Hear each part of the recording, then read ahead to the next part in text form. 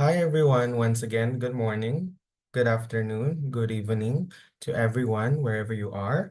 And I am Kenny, the IEO 2024 volunteer.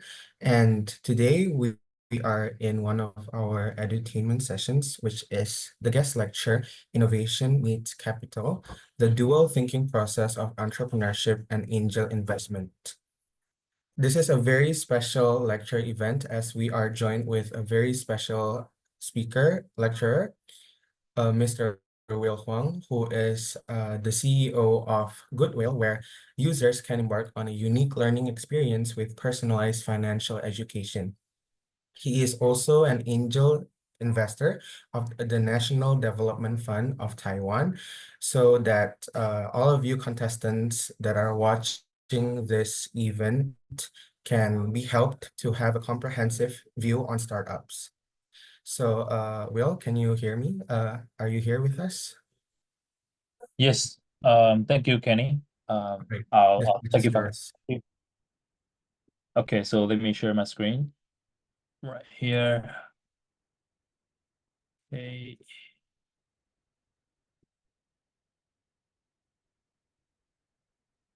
So is it clear? Hold on. Let me reshare again. I think it's the wrong one. Hit. Okay. Nice. So is it cool now? Oh, good. Cool. Yes, So all good. yeah, thank you, Kenny. And thank you for everyone joining this session. Good morning, good afternoon, and good evening. It's 9:30 p.m. right now here in where I am. I'm now in Singapore, and I'm Taiwanese, by the way. Okay, so today's topic is very interesting for me, and I think if you guys wanna go into a startup journey in the future or in your future or you're on the way, it will be very helpful for you guys. Okay, so first, let me introduce myself very quickly. Um, I'm a husband and a father of three because I think the life itself is the biggest project that we're working on, and it's also the most important startup project that we should be focused on as well. And my goal and my vision is to create a world that everyone shouldn't be worried about money. So there are a lot of ways I'm trying to reach that goal. So number one is I'm a columnist. I write a lot of articles. Number two, I have a radio show in Taiwan as well. I interview like one founder a week to show on the crowd that it doesn't have to be like only study to succeed or get money, earn money to succeed.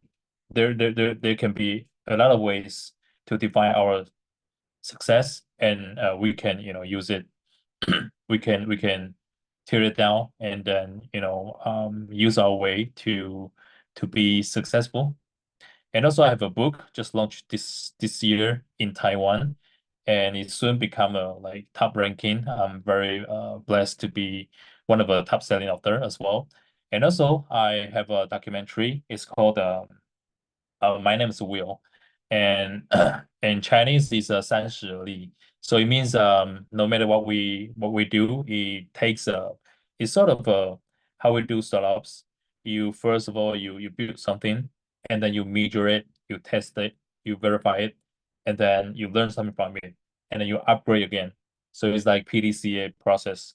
So this documentary I interview nine other like very successful stories in Taiwan. I'm very motivated. It's a good one. And I also like the feature leadership man in Singapore trading and the industry department. So I gather my team members from all over the world, from US, from Harvard, from Toronto, from China, from Korean, and we start to be to make our dreams come true. We build a Goodwill, which is a platform or a tool, a place, a company who really want to build a world that people can live their ideal lives unrestrained by money. So we do a lot of things. By the way, we're now pending B Corp as well. So we build apps, we open programs, we launch books. We run a lot of workshops to ensure that as many people as possible can join the journey of getting financial literacy as is human right and getting financial freedom. So we also get a lot of people's encouragement. Here's a really quick one that I want to show you.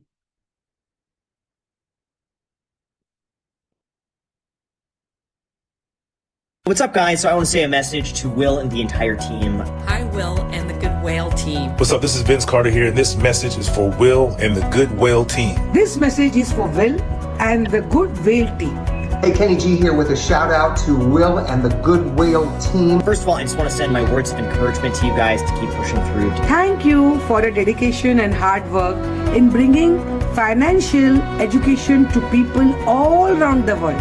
Thank you for all your dedication, your hard work in bringing financial education to people all around the world. Thank you for your dedication and hard work in bringing financial education to people all around the world. Thank you for bringing financial literacy and education to the world. Especially during these trying times. Financial literacy is a human right. So continue making Good Whale a force for good in the world. Financial literacy is so important and is needed. And you guys are continuing to do great things. So continue to make Good Whale a force for good in the business world. Financial literacy is a human right. So continue making Good Whale a force for good in the world. It's a right that everyone should have, and so keep making Good Whale a force for good around the world. What you're doing is resonating, it's hitting home, but little wins continue to grow to big wins, and it spreads. People catch on, people start to understand and learn. And it's all because of what you guys are doing. So salute to you guys. Keep doing great work. Proud of you guys. Keep doing what you're doing. Wishing you all the best. And until next time. Thank you for all that you do every single day. All my best to everyone. Okay, thanks for the time. So let's go straight to the topic for today. So basically today we're gonna cover the both side of making a startup very successful, which is the entrepreneur itself and the capital side. So the topic we're gonna cover is the startup journey, as well as what are the capital resources that we can get, who can we get the money, who are the investors for startups, and finally is how these two are connected, which is the valuation. It defines who are you asking for money and how much you're gonna ask for. So today, this is the overall topic that we're gonna talk about. So before we jump into the how to get a startup, we should ask ourselves a very, very important question. Why you wanna go into a startup company, or why you wanna run a business? Because people, especially young people, like as young as you are, or when people are really young, when I was young, okay, they tend to be passionate about changing the world. And this is good. And to combine the passion with how to make money or career together, startups is normally a good choice for them. However, to be honest, startup is not necessarily the only way to change the world, of course.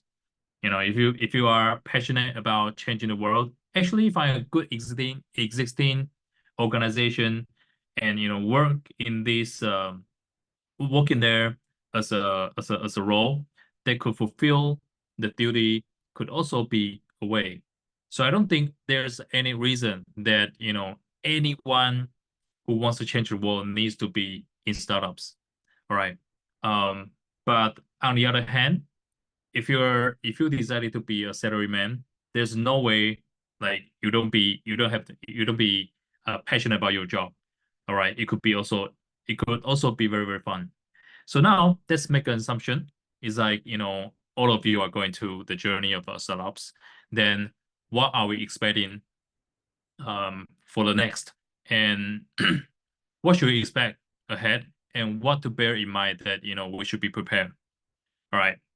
So for many like startups or like, young entrepreneurs that I have met, there's a very number of mistakes they make is that they misunderstand the word startup.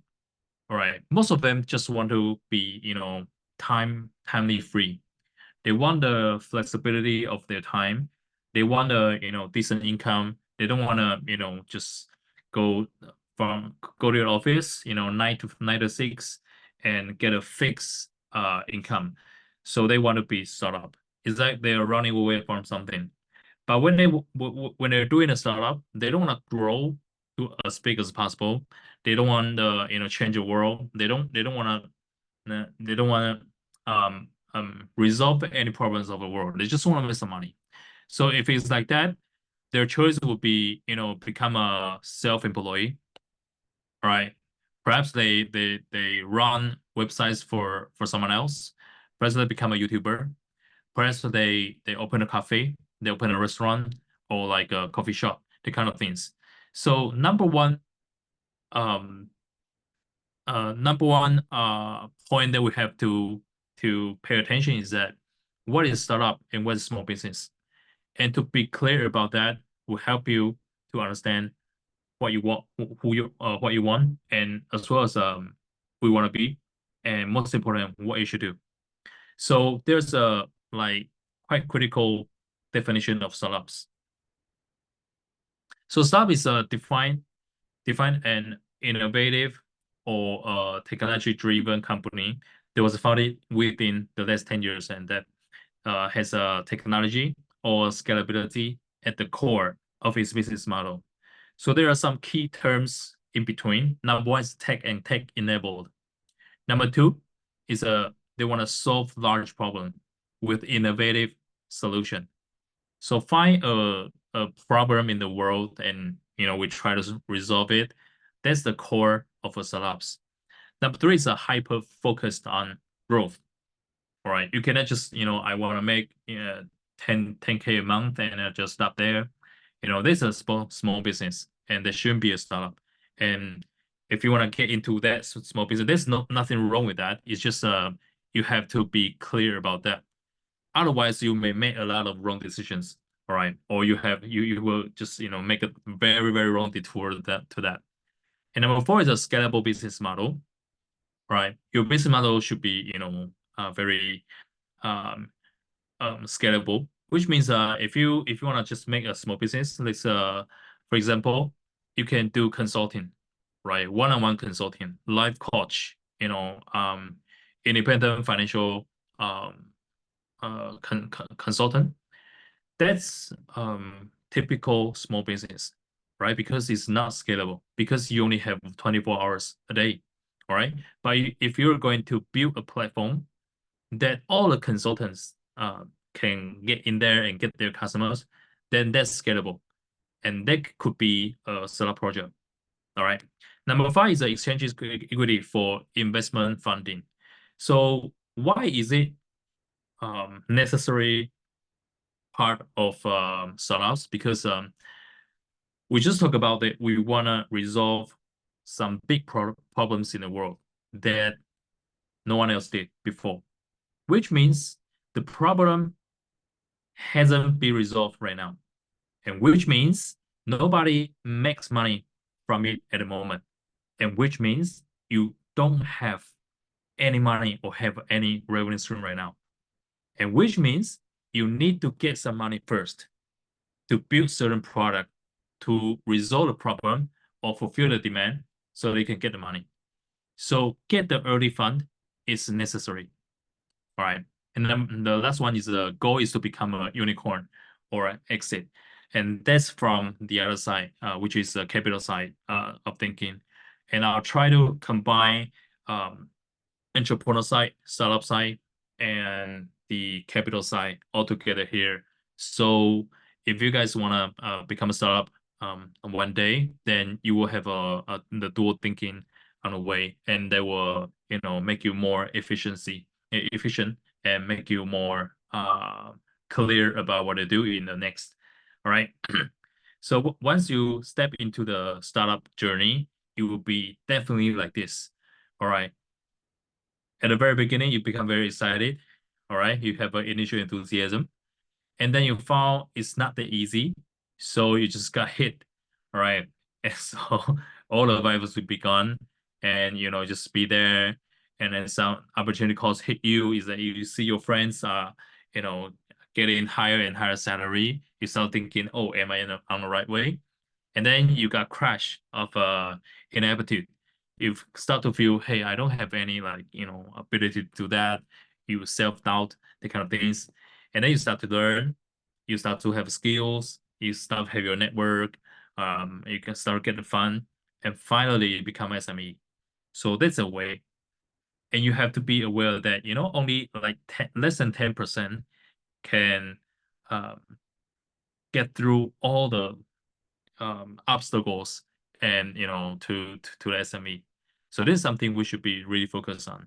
And today I wanna just make sure that everyone know what we're gonna do from day one all the way to SME or even the unicorn or exit. All right. So I found a very good how do you say that, a blueprint of how to start a startup. All right. So number one, you live in the future, you find something that you want to resolve, find some problem you want to resolve in the world, and then what is missing in the world. So you write it down, you start to, pick up like which one you want to resolve the most. All right. And then you make a prototype, try to resolve the problem.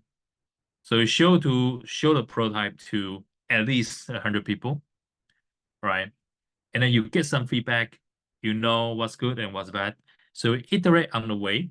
It could be the product itself, iterate. It could be your business model. It could be your ideas. It could be the problem itself. You iterate anyway, right? And then you start to feel like, it's not just a business that you can cover yourself. You start to find a co-founder, all right? And then you start to looking for the funds because you want to scale, all right? You start to launch a real product that people can use, and then you can start to get users, or nobody wants to use it. So you need to get better again and start all over again. So let me just break it down, tear it down into certain levels and make it easier for you to understand. So generally speaking, there are 5 stages that we can put it here. So number 1 stage is the pre-seed. All right. So this is a funding terms, right? You guys know that. And then it's a seed or startup stage. And then it's early stage. And then start to scale, start to grow. And then finally you exit. And exit means you become a unicorn. You got, you got acquired by another big company. For example, Google, or Microsoft, the companies like OpenAI got acquired by Microsoft, right? Or you go listed.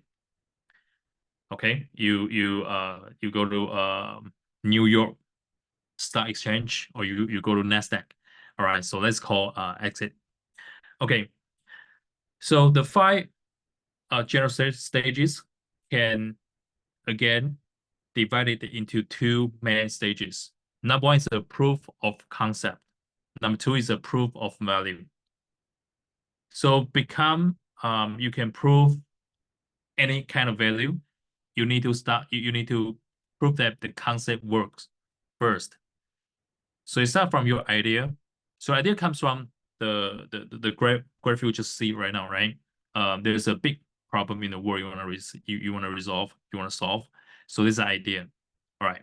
So once you have that problem, you have the idea, then the second thing is a solution problem fit. You need to do a lot of a hypothesis to see, if this product, if this solution can really resolve that problem. Is there anyone else in the world have done this before? How do they fail, or they already succeed? Right. So this is all we need to think about, and then we start to grow the prototype, the MVP, minimum viable product. So I'm gonna go through all these to make sure that you know, and then you can apply to it once you wanna become a startup. All right. So let's talk about minimum viable product first. All right. We just talked about the proof of concept is to prove that your idea is technically feasible for making a product and to resolve the problem that you want to resolve. All right. And it takes days, weeks to iterate. All right. You have a hypothesis, you do it, and then within a week or a few weeks, you need to make sure that okay, I know this is working or this is not. All right. It's just you have to fail very quick and fail very cheap. All right. And then you start to develop a prototype. All right. So in prototype, you can show it to your stakeholders, investors, or certain of focus groups. So your target audience. All right. And then you start to build your minimum viable product. So when you have a minimum viable product, it's something that you can start to sell. All right, you can start to generate some certain level of income. So a case that I can think of is Xiaomi. All right, you guys know this Chinese cell phone company. Now it's like appliance and everything are right there. Right. So they start with a Xiaomi cell phone, right? And it sucks, but you just put it out, right? It doesn't matter it sucks or not, right? So everyone buys it, everyone bought it, right? And everyone complains about it. And he just gather everyone's complaint and do the second generation. And this is called minimum viable product. And this is called iteration. All right. So people used to use the example on the top left corner to showcase what the minimum viable product is about and what are iteration about. So on the upper side, you can see it's a tire and it's two tires and it's a skateboard and it's a half car and it becomes a car. And that's not a case of iterating. That's not a case of a minimum viable product because the first case, one tire over there is not viable at all. It's not a product at all, right? Just a part. So the second row over here is more close to what we're talking about, minimum viable product. You start with a skateboard, right? And then perhaps a scooter, right? And then a bicycle, and then a motorbike, and then the car. But I wouldn't say that this is a good example of showcase minimum viable product because if you want to make a car, then I wouldn't say that skateboard is a good beginning of MVP, right? But if you're talking about, I wanna resolve that people don't wanna walk that long, all right? People wanna, just get from A to B with less power consumption, then this could be a good example, all right? So I prefer that we use a donut as an example. So number one, we have a plain donut. You see over there, right? It's just a donut with some, sugar powder under it, on it. And then you start to test the market. You can get one round of money already. All right. And it's the same focus group, right? Because people want to eat sweets. Perhaps they want to eat donuts, or people eat donuts. They eat donuts, right? So you showcase you use this minimum viable product, these plain donuts to them, and you start to get some money, number one. And number two, you start to get some feedback from them. They want, perhaps a glazed, they want a strawberry flavor. They want they want it to be harder. They want to be chewy, the kind of things. All right. So you iterate and you make a version 2, which is a glazed chocolate donut. All right. You do the same thing again. You do the glazed donut with the sprinkles. All right. And then before you do glazed donut filled with the custard. Okay, so this is how MVP looks like. This is how iterate looks like. Okay, and to enhance the power of MVP, we need to go deeper with your product. So here you can see, what is a MBI? It's a minimum business increment. All right, you need to find like what are the features that you want to increase or you want to upgrade. You want to find what's a minimum releasable feature to the crowd that you can just draw it out and showcase to the audience, to the focus group. All right, what's a minimum marketable release? Okay, so these are sort of the things that you want to focus on. All right, from your MVP. Okay, so let's get back to this flow over here. So the proof of concept. Next thing is that we start to, when you have this MVP, we do a lot of things. And what we want to do is that first of all, we make sure the product or the solution can solve the problem. Number two, we make sure the product or the solution can fit the market. So there's a product solution fit and then product market fit. And once we can prove that, then it's time to scale. All right.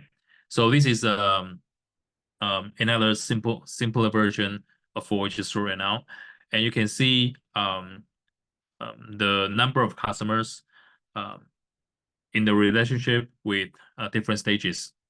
So in 3 months, maybe we can just only find the problem solution fit. You have tons of solutions on your hand, and you need to just verify which of them are the best one. All right, and best one means which one fits the market most. So it comes to product market fit. All right, and when it comes to this stage, probably 1 year or 2 years have gone. All right, but you have to just to make sure that you're still alive. All right, and this is what we are talking about. We need to get some money from the investors. All right. Okay, so how to iterate? All right, this is important, right? So how can we make the upgrade? How can we make the version 2? It's always a concept, but it's build, measure, and learn. So you build something, and then you showcase, it's either the technical verification or the market feedback. It's either of them, right? And then you use a market or use a lab or you use its function to measure whether it's good or not, and then learn something, and you do the upgrade. So there's a good example. Have you guys heard of Elon Musk? Right? So he launched a lot of rockets, right? His SpaceX, right? So there was one time, he smiled after the fail of SpaceX rocket launch. All right. So people got very curious about like why you laugh, why you smile after it failed. All right. And they say, oh, so because I think the teams got the data they need. So this is based on this concept. It's easy, but it's very important for all the startups. So you don't take the failure as a failure. The only failure is that you give up, right? Otherwise, it's like either you earn something or either you learn something, right? Okay, so last one is most important, and it's what everything makes sense or not. It's your unit economics. All right, it's like you sum up everything and whether you can make money or not. And I'm not going to say like if you cannot make money, then it doesn't make any sense. It's not like that. All right, just back to what we just said right now. It's either you earn something or you learn something. It's just money is critical at the stage of survival. If you cannot survive, then just focus on money. All right, but once you reach that level, please do something good. All right. It doesn't mean that, on the survival stage, you can do something bad, but, you can just focus more on the profit, on the cash flow. But once you reach the line, the survival line, you just start to think about, how to contribute more to the society, to the world. All right. Okay. So here are just some, simple financial stats, right? Income statement, the three sheets, right? Cash flow statement, and then balance sheet. All right. So this is something that you should really know, and you guys still got time to learn all that. I hate those, but now, it's like, I sleep with them because it's important for me to analyze companies. All right. So for startups, because it's always talking about scalability, right? So most of them, they're user based. All right. So they talk about the lifetime value. All right. They talk about ARPU, which is the average revenue per user. They talk about churn rate or retention rate. They talk about CAC, customer acquisition cost. All right. So combine all that, it becomes your revenue. It becomes your gross profit, and it becomes your fixed cost and marketing expenses, and it becomes your profit and loss. All right. But if you don't have, like, you're in a very early stage, you don't have anything to showcase the financial reports, then it's easy, right? So based on what I can share, like based on all the angel investors, the 4 R's are all they need. All right. So if you have your stories, it can even be like you breaking something, all right? You can just make up something to make them believe, and you based on this 4R, I'm pretty sure that you can also get the fund. All right. So number 1 is a race track. You make sure that your startup is on the right race track. All right. So it's in a big market size or niche market size. It's on a trend. Like AI is a good trend right now, right? And it's scalability. Right. You have a belief in that, you have a story about that, then perhaps you don't have all the numbers, right? The second R is a rigid demand. All right. You showcase that your target audience, they need that badly. All right. Niche market, rigid demand, and hotcakes. Your solution is like hotcakes for them. All right. Can become very popular in very short time. And number 3 is the resources and founding team. You can see, like, your personality, your background just fit this kind of a industry, fit this kind of a product or solution very well. All right. And the resources you have just can help you get there. All right. So this is number 3. And number 4 is a reinforced feedback loops. All right. So this is flying wheel, the kind of concept, right? But it needs certain types of product market fit, which means you may need some interviews or like personas to showcase that, oh, this is something that your target audiences need. All right. And user growth and profitability. All right. So this is something you can take note. When you have nothing, then just make stories based on all these. All right. So now you may start to think about where to get the fund.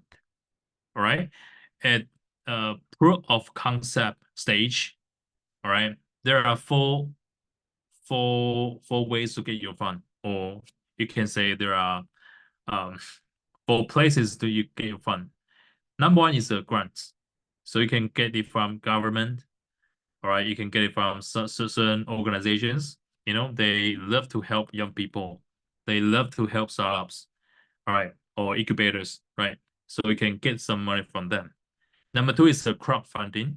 I think it's a good way to get funds because you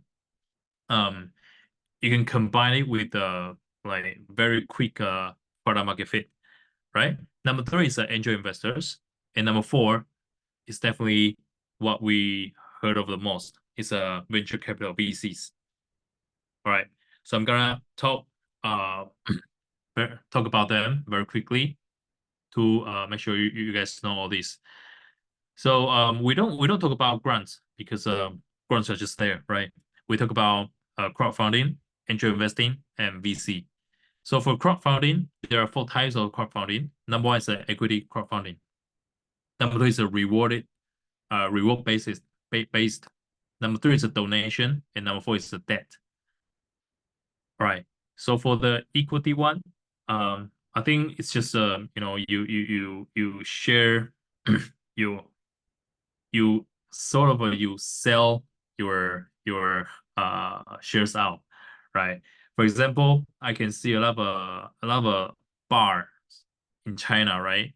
They just do the crowdfunding, all right? So I want to open a bar, and then for the first 500 customers, you top up like 20K, then you get 1% share of this bar, right? So this is the equity crowdfunding. And reward based crowdfunding is like a Kickstarter, right? If you hit certain level of sales revenue, then I'll just unlock another item for you. So there's a reward based crowdfunding, and donation is quite quite popular, and debt crowdfunding is also just use your debt. All right. So this is a Kickstarter. I believe most of you are very familiar with that. Okay. Number 2 is angel investors. All right. So for angel investors, there are a lot of people, and what you can get is like 25K to 100K per individual. And overall, if it's a good group of angel investors, then probably 250 to 750K. Right. And for venture capital, the amount of money will be bigger, but because they have their pressure, right? They also get the money from their investors, and their investors are normally bigger than they are. So they have a like very big pressure on pushing you to be succeed. Okay. So the role and type of funding for startups, we rarely see the private equity because PE is normally for those pretty sure to become unicorn or strategic partners, or all the listed companies, right? So here we talk about VC more, right? So if you want to raise fund from VCs, make sure you match all these points, right? You have a global ambition, right, to build like 100+ million dollars company. All right, you want to be the number 1 company and leader in your category. You want to grow your company, nevertheless, right? And you need to grow your team as well, right? So combined with all that, perhaps VC is best for you. But if you just wanna follow other entrepreneurs because everyone's doing it, I want to do it, or you're not breaking rights, okay, or you want to have a full control of your company, then perhaps a VC is not a good option for you. All right, but it's tough for you to do the kind of choices, I know. But most of people that I know, they don't have a good impression in VCs, because VCs got good pressure, under very big pressure. So you will be under very big pressure. All right, they may take over the control of you from you. Okay, cool. So for VC and angel investor, here's a very, very quick comparison. All right, VC can provide larger amount of capital, while angel investor will be like less. All right, but angel investor could just give you more spaces because they're just like angels. They don't want to take any kind of a control of your company, but VC might do that. All right, But you know, because VC has more experiences about the industry or about startups, so they may provide some qualitative support as well. So that's something you may want to look into. So here are some just stats. So the US has got like over 300K angel investors. All right, and they investing over like a 71K 71,000 over 71,000 startups in 2021. All right, and for VC there are like 800 VCs in the US, and they investing in like 10,000 startups. However, so you can see it's 71,000 versus 10,000, right? Startups they invest in respectively, but with all the 300,000 angels, they only invest 24 billions US dollar, while the VCs got 79 billions. So you can see, for VCs like more money, putting on less angels, right? Can get really like a big amount of money from them, right? Okay, so here are like the 5 stages of how much funds and how much valuation you should get from them, right? So for the pre-seed, probably 50K, all right. Seeds, startups, 10K to like 3 million, all right. Early stage is like A or B or C, right? It's like 2 million to 50 million, right? And growth stage is 30 million plus, and then all the way to 50 million plus, all right. But your valuation will be 100 million plus. All right, so let's take a closer look at the POC and early POV stages. Is like this. All right, ideal stage. All right, you may take it from personal money. It's at 3F, right? Family, friends, and fools. All right, so here are the angels. All right, and then pre-seed stage and C stage is from angels and VCs, and Series A, Series B plus, VCs would dominate. All right. Okay, and we add into the revenue. So it seeds and like the very early stage, don't expect to get some positive revenue. All right, and the startup early stage and growth and establishment, you can start to see the growth, and that's when VCs start to come in, as well as the PE and more other investors. All right, so there's another one fundamental difference from VCs and angel investors. VCs are looking for the acquisition or IPO, which means they will exit later than the angels. Angels may exit at Series A round, and then they're gone, right? Probably 50%, 80%, they're gone. But for VCs, because they are expecting 30 plus, 30x or 50x, right? Because 90% of their profits comes from less than 10% companies. All others are failed. That's a successful rate for startups. All right. So they will just, stay all the way till you get ASIC to IPO or got acquired by another big company. All right. And here are some like commonly used financial instruments, just some contracts or some ways you can get money from them, right? Common equity or ESOP or convertible debt or the safe notes. All right, this is most popular in Southeast Asia. All right, and you don't have to get money from investors when you have money. All right, because once I mean, you get money from, it's the most expensive thing that you get money from the investors. all right? Because there's a limitless potential of your shares, right? So you can also do this kind of similar to capital expenditure.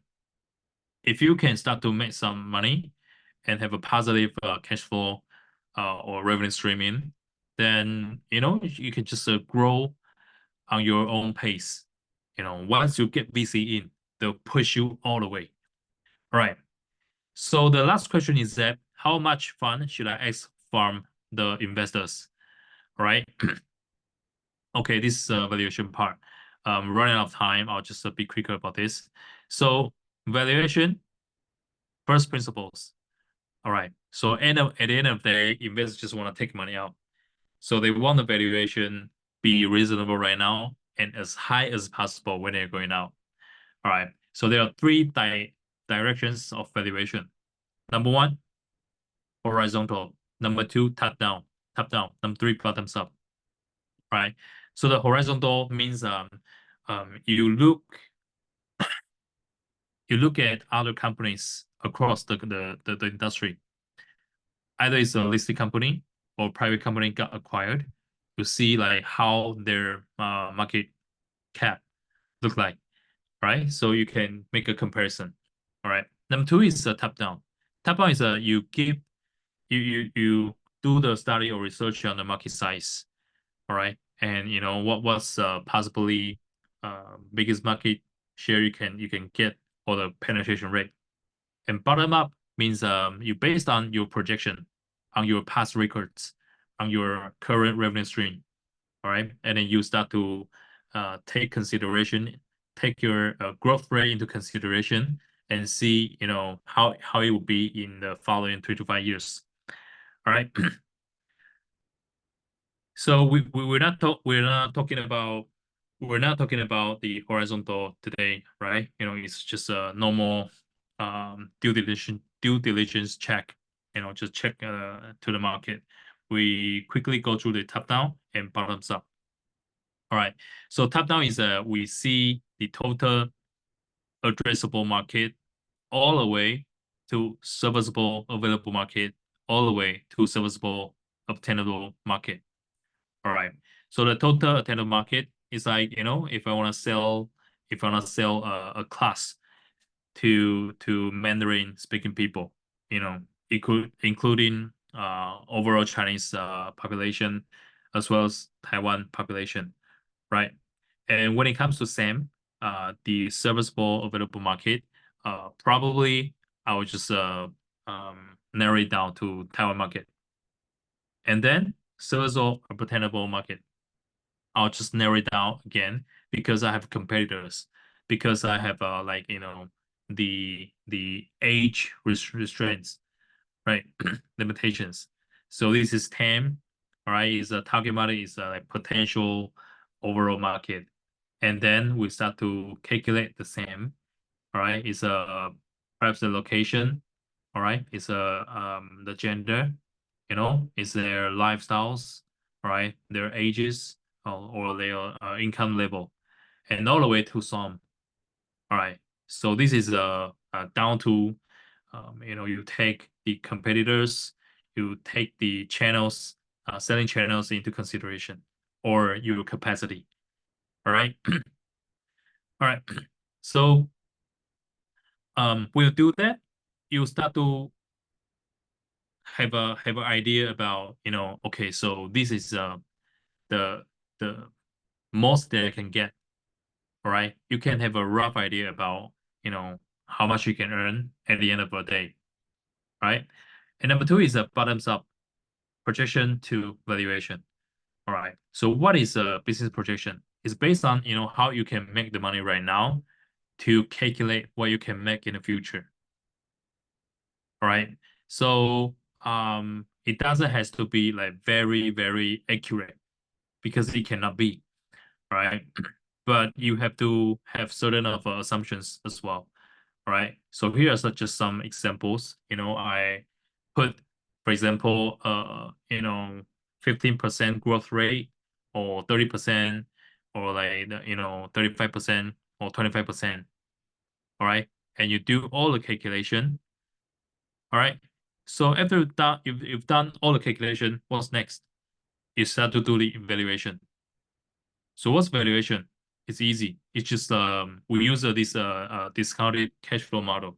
It's like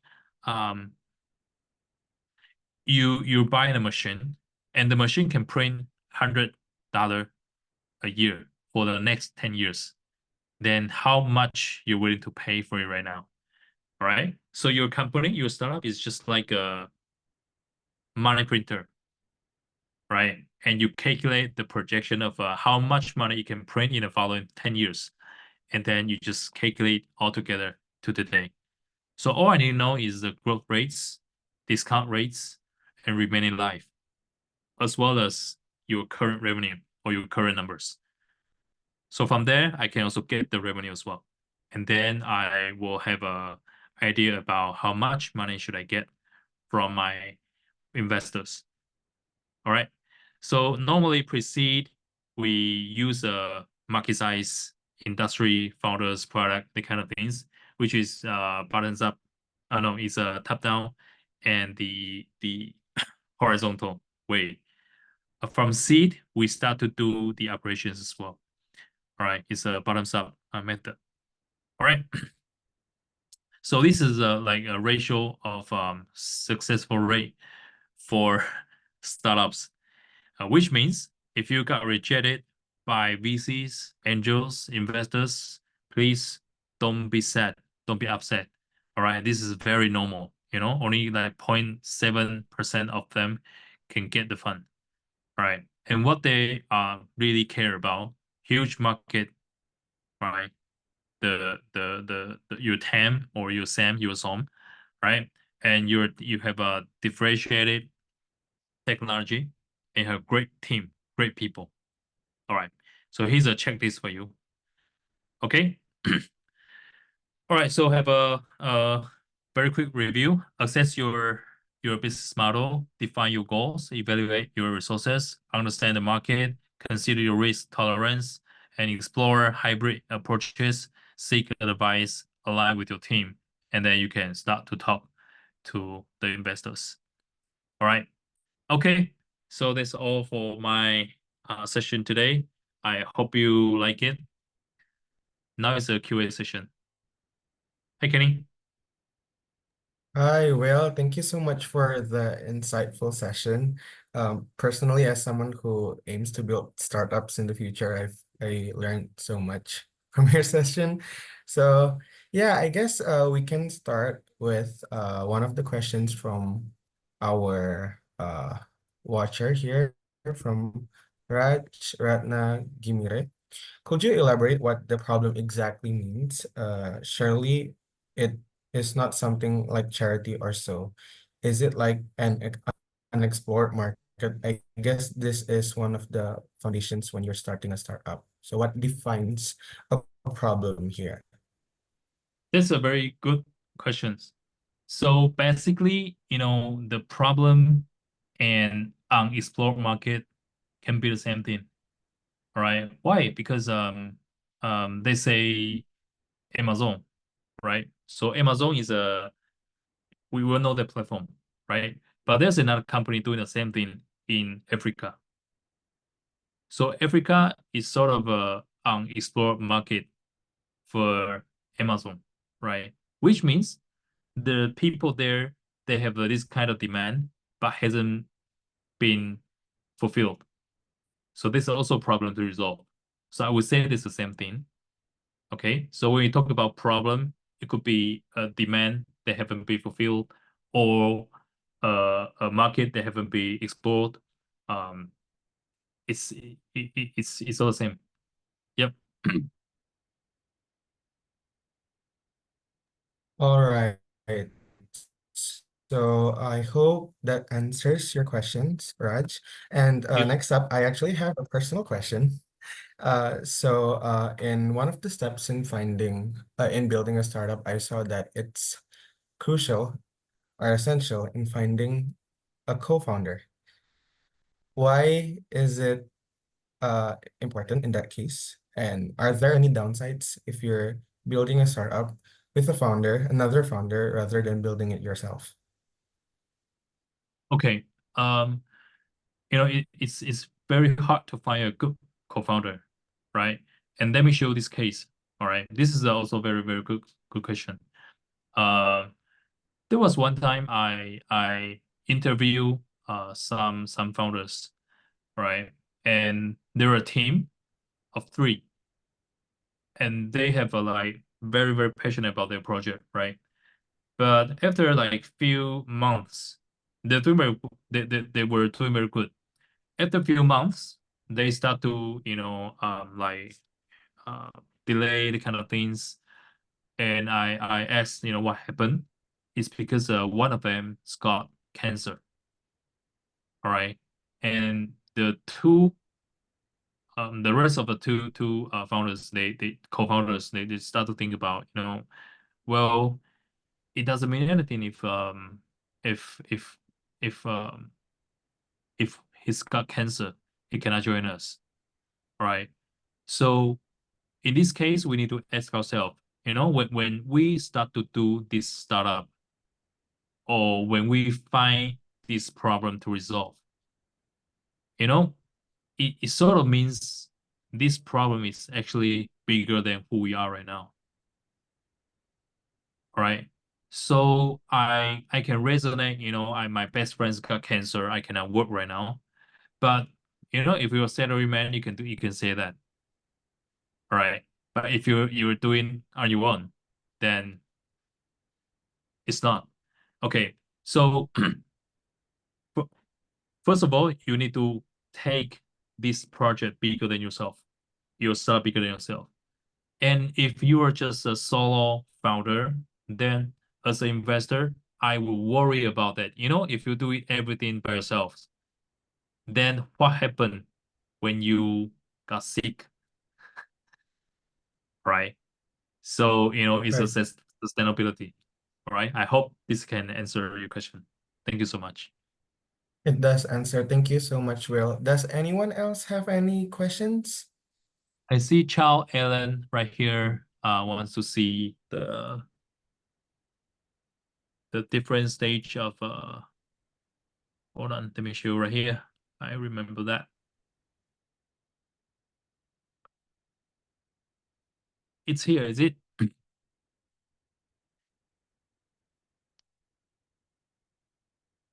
Okay, cool.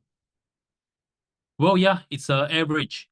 It's average. It's actually not small.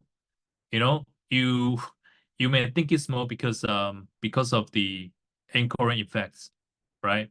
What we see, or what we can see on our everyday life, they're all extreme examples. Okay. Because we want to see those really, really big ones, those really good ones. All right. And there are a lot of things, a lot of companies that we don't know. But it's there. So the average is like that, is around there. Okay, Ellen.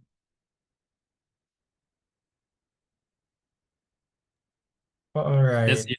Hope It's that average. answered your question, Alan. So yeah, does anyone else have other questions? Go on and ask. Well, we have Will right here. Thank you, Ellen. Thank you, Kenny. I hope you enjoy. I did. I hope you guys, the rest here enjoyed though.